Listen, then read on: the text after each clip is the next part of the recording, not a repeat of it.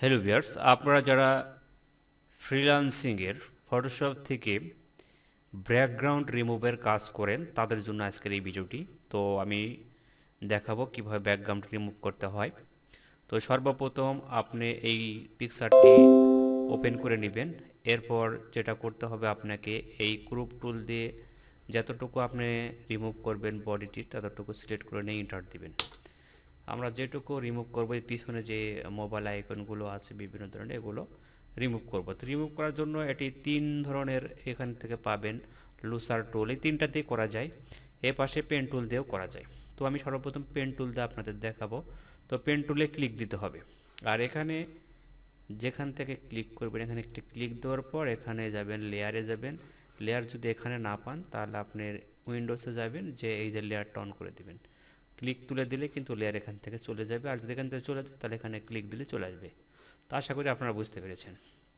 এরপর আমি এই যে পেন টুলটা নিয়েছিলাম এই পেন টুল নিয়ে আমি কাজ করব, আর এখান থেকে অপাসিটিটা 0 করে দেব অবশ্যই।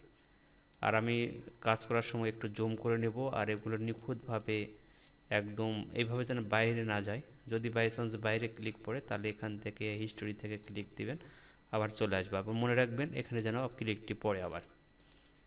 তো আমি করে যাচ্ছি, আপনারা দেখুন একদম নিখুঁতভাবে করে নেবেন। এই যে বাইরে চলে গেছে আমার, আবারও ক্লিক দিবেন, দিয়ে বাস যেখানে শুরু ছিল সেখানে ক্লিক দিবেন।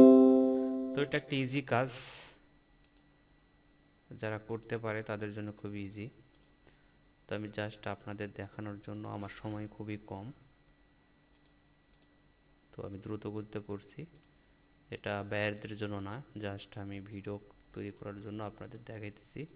আপনারাও ঠিক এইভাবে ক্লিক দিয়ে দিয়ে কেটে নেবেন, একটু নিখুঁতভাবে কেটে নেবেন। আমি একটু স্পিডলি করতেছি, আপনারা যত নিখুঁতভাবে করবেন তত সুন্দর হবে।